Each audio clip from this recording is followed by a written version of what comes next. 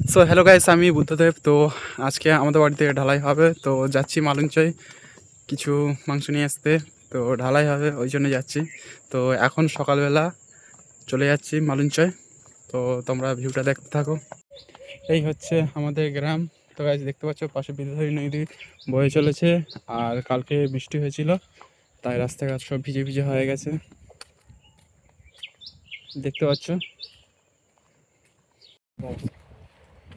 কাজ করতে হবে, এখন যেতে হবে। হ্যাঁ, আর গাইস এখন আমরা বোটে করে চলে যাচ্ছি মালঞ্চয়। তো আমাদের মালঞ্চয় যেতে গেলে বোটে করে যেতে হয়। টাকা আছে না ফেরি লাগে এমন এমন কথা বলিস তুই, সব কথা মানা যায়, এইসব কথা কিন্তু মানতেই পারি না। ফেরি লাগে যেগুলো উপরে আছে সেগুলো কি দিয়ে পারে। তো গাইস দেখতে পাচ্ছ আমরা মালঞ্চয় পৌঁছে গেছি। আর এখন কালকে বৃষ্টি হয়েছিল, রাস্তা সব ভেজা। আর এদিকে এত গর্ত দেখতে পাচ্ছ, এখানে কি এটা ডগ, এখানে মাটি কাটে, নদীর মাটি এখানে জমে আর কেটে ওই যে ইট ভাটা ইট তৈরি হয়।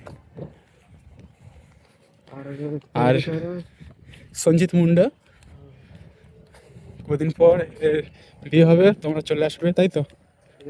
খাওয়া দাওয়া করতে, নাচ গান হবে, খুব আনন্দ হবে। তোমাদের নেমন্তন্ন থাকলো।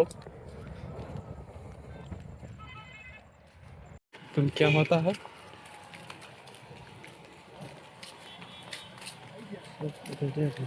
সো ফাইনালি আমরা পোলট্রির দোকানে চলে এসেছি। তো এখান থেকে মাংস নিয়ে নেব,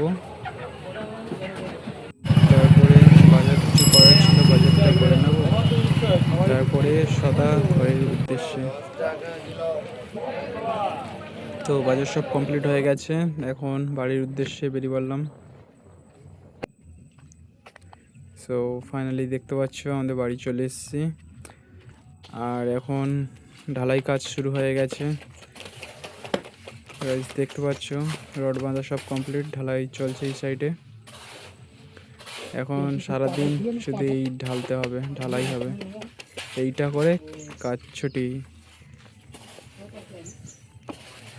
আর নিচে গাছ দেখতে পাচ্ছ দাদা মশলা মাখাচ্ছে। তো কিছু ভিডিও করে নিলাম কাজের মধ্যে।